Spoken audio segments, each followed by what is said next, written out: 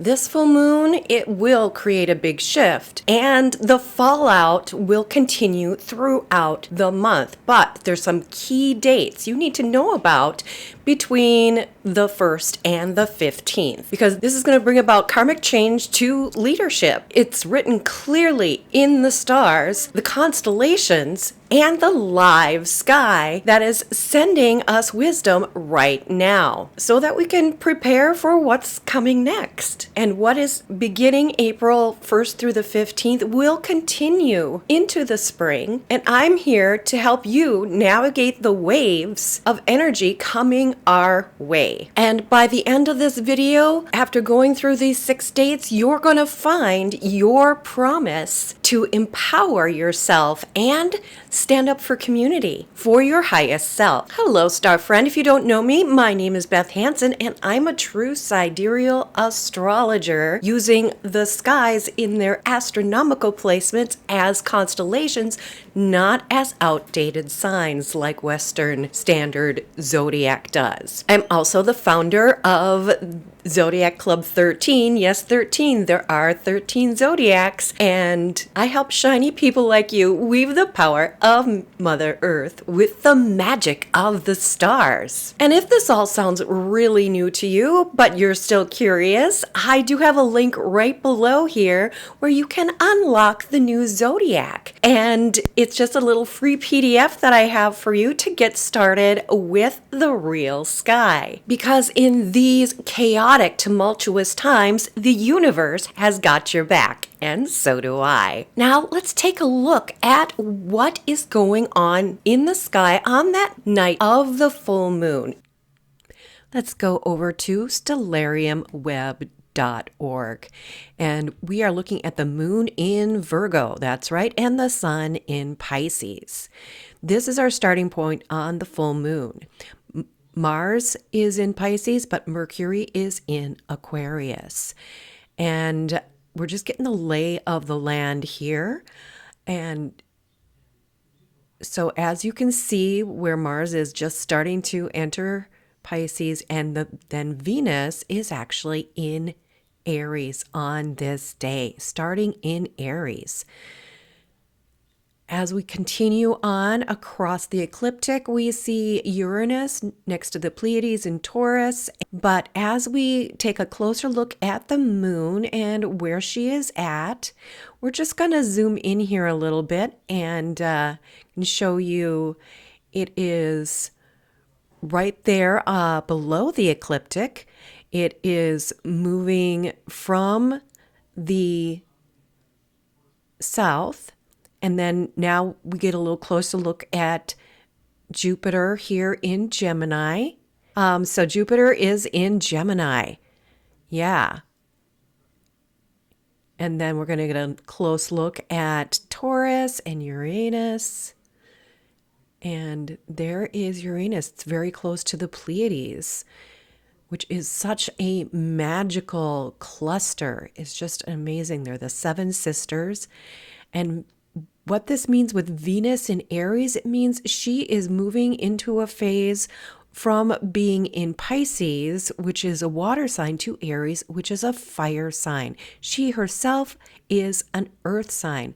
Now, Ceres is right near her as well, and she is in the constellation of Cetus. So Venus, Aries, and Cetus. So you can see how close to Cetus Venus is as well. And Saturn and Neptune are close to that deep body of water. The sun is right there.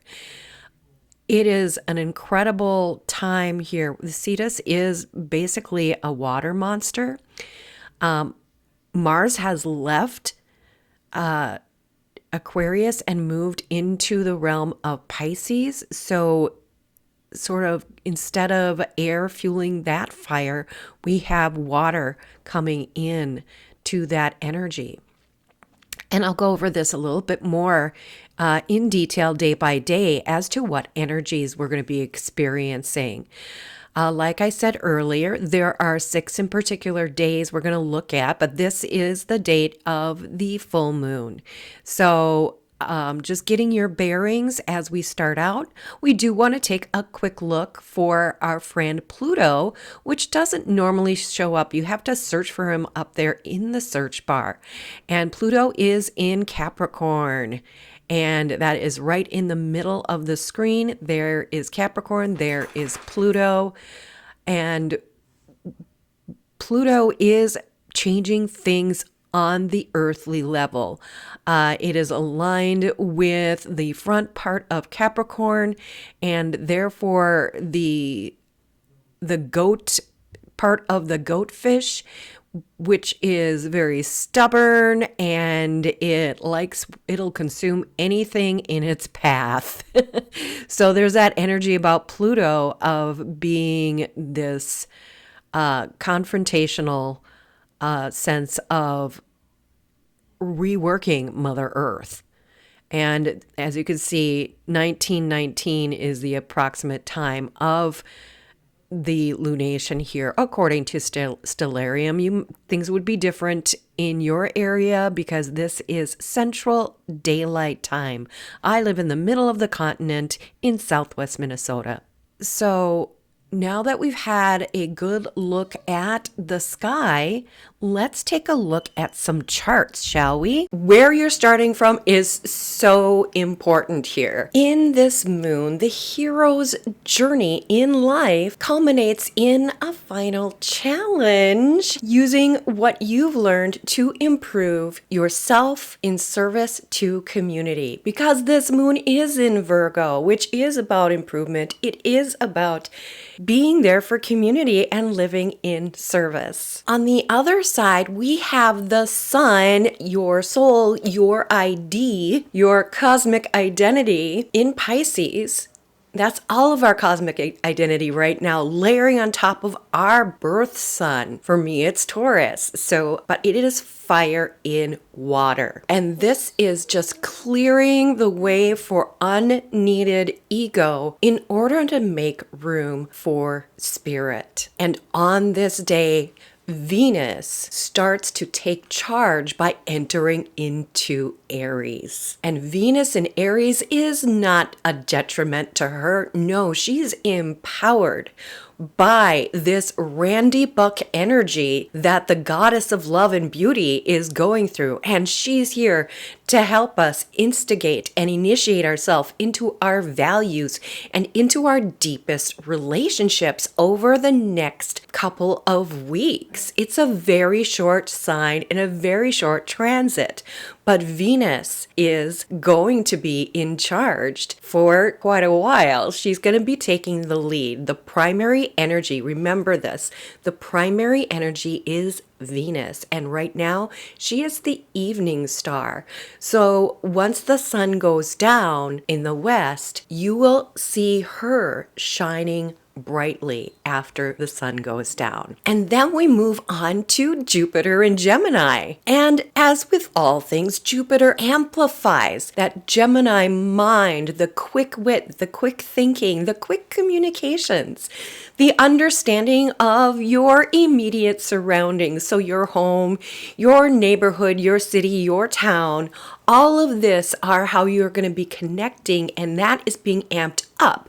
So it's really driving some real world connections. The power of awareness is going to be amplified through that square with the sun. And this brings a lot of decision times for individuals. And Jupiter is also trine Mercury. Our starting point, Mercury is already well ensconced in Aquarius. And Jupiter is really there to boost the broadcast of acceptance and embracing all of the diversity of humanity. Yes, diversity, equity, and inclusion, those are humanitarian values. It's not something that's been made up. It's not something that oppresses anyone. It brings the whole family together so we can share our experiences and stories and grow for them as communities. all of this is detailed in the chart that's right up here. And if you don't know how to read charts and things, well, guess what? That is what Zodiac Club 13 is for. And there'll be a little bit more about that later, but there is a link below, so you can click on that and join. But first, let's take a look at what I mean about fallout. I know it sounds really cataclysmic. The first 3 dates take us through April 3rd, 4th, and 6th. And like I said, this is just the start, so you're going to want to hang around. Pluto in Capricorn actually makes a T-square to the moon in Virgo and Venus in Aries. So Pluto, the great changer, the god of the underworld, and I'll show it up here too, is connected to those two signs of the goddess. It is big goddess energy being brought together, and they're in opposition to each other, saying, hey, grandmother is talking to Mama Venus in Aries, getting her happy jiggy on. And the moon is still in Virgo at this time, at around noon Central Daylight Time in the United States, which is where I am. Pluto is a big transformer. Squares are the time you need to make a decision and decide on some action. And it is for lifting goddess up and making things better here on earth and discovering what values, what passion fires you up in relationship to transforming for humanity, because Pluto is one of those outer planets which is all about the collective. So all of that is going on, followed by this wonderful grand trine to start processing all this energy. A trine is like, I am going to save you from falling off that cliff kind of energy. This moon ingress with Libra comes up the next day. And that is when we have a grand air trine. This is bringing together Mercury, Aquarius, and Jupiter. So Mercury is in Aquarius, Libra, the moon, and in Gemini, we have Jupiter. So all those will be coming together on the 4th. And when you've got them all connected through the sky around Mother Earth, because that's our point of view, we are always in the center of the chart, okay? Right there in the center. And then, so that brings in the humanitarianism, that brings in Jupiter in Gemini, like I said earlier, amplifying the power of awareness. And then the third thing is that moon in Libra. Libra is the ultimate balance and test. It's balance and finding and testing and weighing your soul against what you were required to do in this lifetime. And saying, hey, if something's out of balance, you need to check in with these two other guys and see where you need to go from there. Gemini is also a great sign for people who are teaching new things to people. So it's their first contact with a new idea. And that's what I do with you if it's your first time hearing about True Sidereal Astrology. Now, I actually do have Jupiter in my Gemini in my birth chart. So yes, this is part of my worldview. So I know how that feels and how to work through it. Lots of things coming up mentally. You have to stay grounded and hydrated because there's a lot going on in Pisces at the same time, and we'll be going to be diving a little bit more into that soon. So April 3rd, April 4th, back to back, and then I give you a break for a day and say April 6th, the moon ingresses into Scorpio and it occults Aldebaran. What that means is that with the moon in the place where it's close enough to Aldebaran, it is one of the 4 royal stars of Persia. There were 4, one for each element, and they're the watchers and guardians of the earth. They are the stars who watch and see what's happening here on earth and are paying attention. Now, when the moon occults it, it means that the moon is the one doing the watching. She is empowered for that brief time, that day, to amplify that voice as a watcher and say, hey, we as grandmother moon, as the one who brings the intuition, who brings things up from the depth. This is happening on April 6th. Think about the deep, deep mysteries, the deep occult mysteries, the deep hidden mysteries. What is hidden will be revealed. And on this day, this is when that moon is what's called in the bends. It is T-square, the north node Rahu, which is in Aquarius, and the south node Ketu, which is in Leo. So we are coming up on this right now, and the moon is water. So that deeper fluid energy of digging into the subconscious, digging into the mysteries and bringing them forward and getting them lit up here. This is a incredible day because not only is that happening, but we actually have a yod, the finger of God, goddess, the universe, whatever, pointing the finger to Ketu. Ketu in the south node has to do with karma, what brings joy into people's lives. And it takes time for this to work because what's happening here, it is coming from Saturn in Pisces, which is sextile Pluto in Capricorn. Remember Capricorn, if this sounds weird to you, just look at the chart and you'll see what's going on there.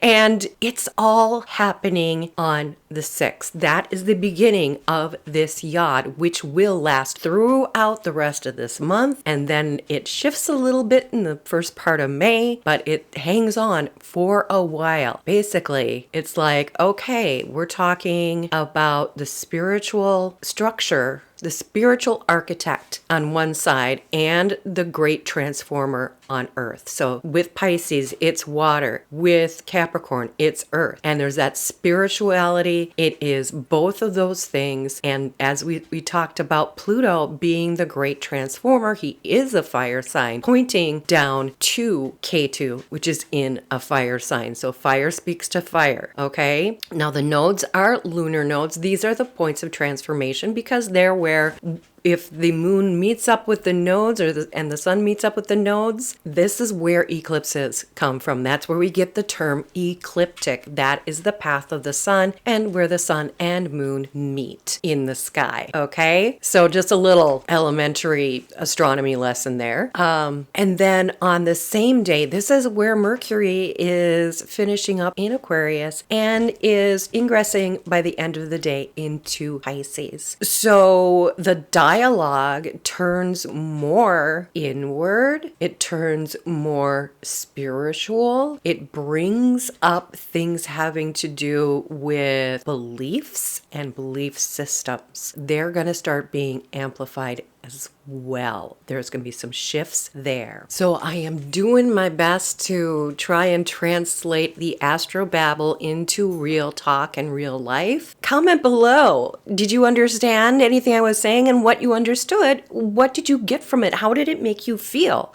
Because we're sort of following the moon here, right? And before we jump into the last quarter moon, I want to let you know that there's a space where you can dive deeper and ask questions of me and hang out with our star family. Every seeker begins under the same sky. The call of the stars whispering through the branches of night. You follow the light deeper into the forest of the unseen.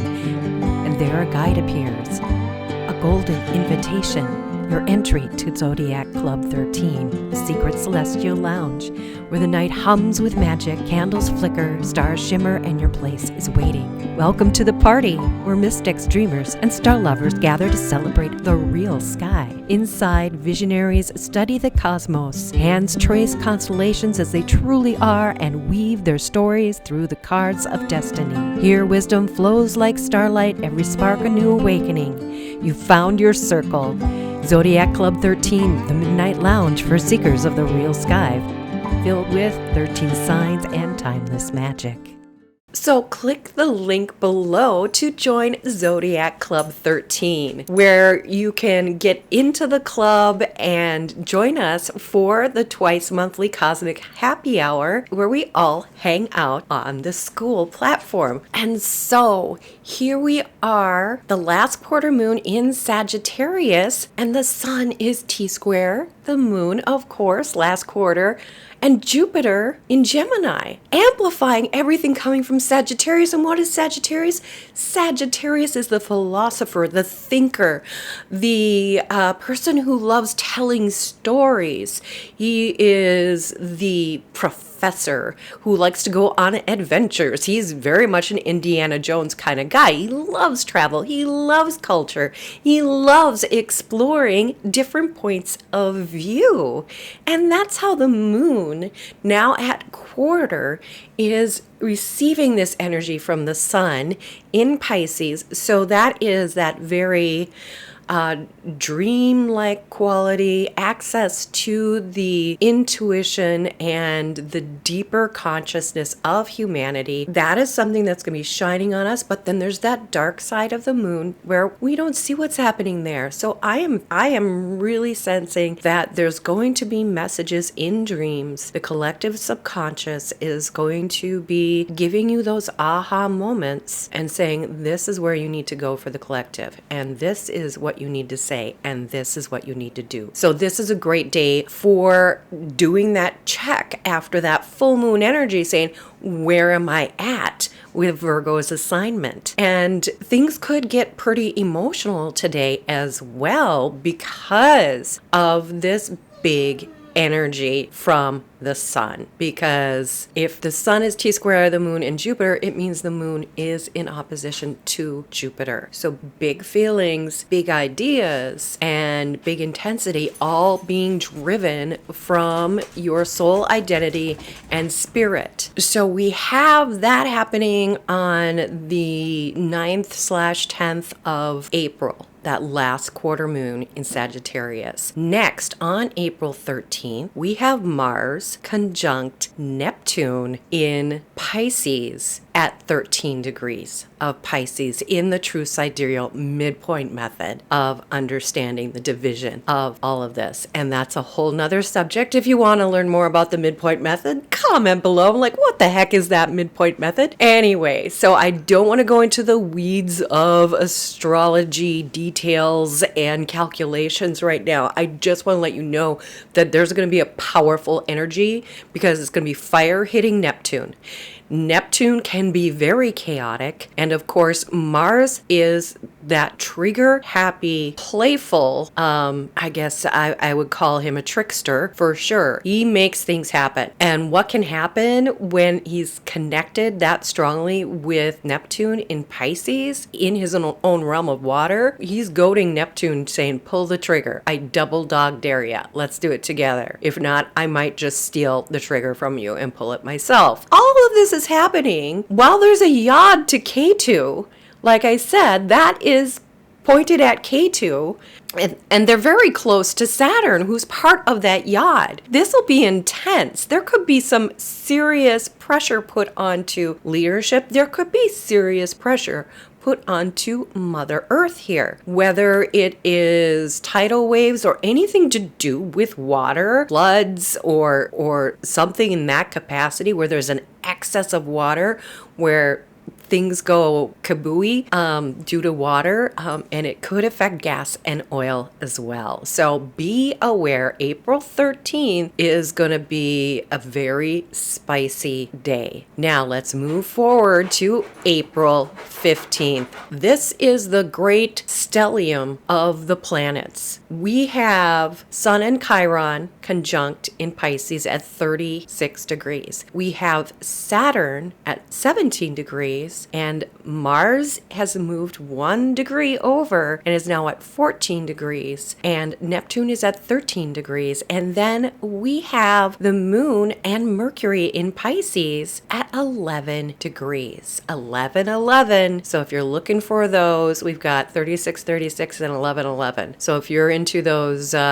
big double-digit numerology things, then go for it. I am not an expert in numerology, but this stellium, our tropical astrologers are saying it's in Aries, that this stuff is all happening in Aries, and it's not. What's in Aries? Remember at the beginning of this video? Venus is in Aries, being strong, taking charge, leading the way, being the warrior queen that she needs to be, and the passionate lover that she needs to be. This is heightened primal energy from the loins on up. So make love, not war. All this is happening in Pisces. This stellium of all these planets is Pisces. It's about spirituality. It's about creativity.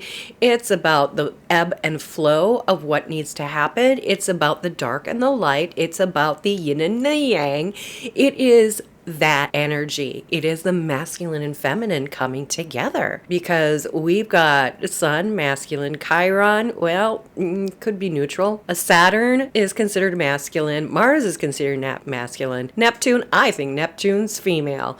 And because it's the higher vibration of Venus. And then Moon, female, and Mercury, guess what? There's our hermaphrodite in the chart. Hermes, hermaphrodite, Mercury. They're all the same thing. They're all linked in myth. Neither male nor female. And if we're going to quote a Bible verse, I'm not sure what it is, neither male nor female, neither Jew nor Greek, all are one in the sight of God. Please correct my quote and tell me where that's from in the comments if you know that information. And while you're down there, you might want to click on Unlock the New Zodiac and grab your first introduction to the 13 sign astrology system that is changing the world right now. Okay, and finally, I want to give you some pieces of insight as somebody who has her Saturn in Pisces and just went through her second Saturn return on how to deal with this energy and still stay grounded. So you might feel a little bit wibbly wobbly, but if the boat is big enough, then it feels pretty steady. So think about all the people and gather them together around you in peace and love and tranquility, and do some music, make some songs, do some rituals together. This will help harness that soul energy that is in Pisces. And of course, the moon has been traveling all the way around, going from that final hero's journey to understand that everything you learned up until this point is about service, and then moving on to more adventures throughout the world and throughout all the things that need to happen, and finally landing in Pisces. So we don't get all the way to the new moon here. It's just going to be a couple days. But I want you to know that the moon, which starts with that message of Virgo, is coming around. She would have already connected to Pluto and given her peace of mind to what's happening with the collective, with that Ketu karmic energy. Now, the other karma point, understanding karma in your chart, is Saturn. Saturn is our great teacher. And it's best to make friends with the teacher if you're in the school of hard knocks like I am, if you're going through it right now and things were moving smoothly and all of a sudden things got kittywampus and you might be identifying, I did that. I broke that. That is just Saturn teaching you your lessons. And this means you are on the tipping point for getting to your next level. So you're getting ready to level up. And those final challenges pile on, but tackle them one by one. Tackle them with community, like you can in Zodiac Club 13 by clicking the link below, or tackle them locally with friends, with family, and get out there and turn off your devices and show up for your friends and family. And I think that pretty much explains what the fallout is after this very intense new moon, and how it is going to continue to be a very intense year. 2026 is the year of the magician. And the two largest signs on the True Sidereal Zodiac that take up the most space, that the planets and the sun and moon spend the most time in, are Pisces and Virgo, being the largest. So that is some big energy, and both of those are considered yin energy and are considered very much connected with goddess energy, the divine feminine. This is the time to celebrate women as well and understand what part of yourself have you been blocking your emotions? Have you been blocking speaking to others about how you really feel? This is your time. So I want to share with you because, like I said, Venus is leading the charge here. Let me share one thing with you. Because if you want to understand how Venus is working and how you can work with Venus as she is leading the family of planets at this point, once the moon passes through, moon will take charge for a little bit and it just goes round and round. But Venus is very much leading everybody through all of this with her strength. And if you want to learn more about that, click the link up here and you'll see from my personal story how Venus changes everything. Blessed be, namaste, and all that jazz. Click the links below, subscribe, do all the things, and I'll see you in the next video.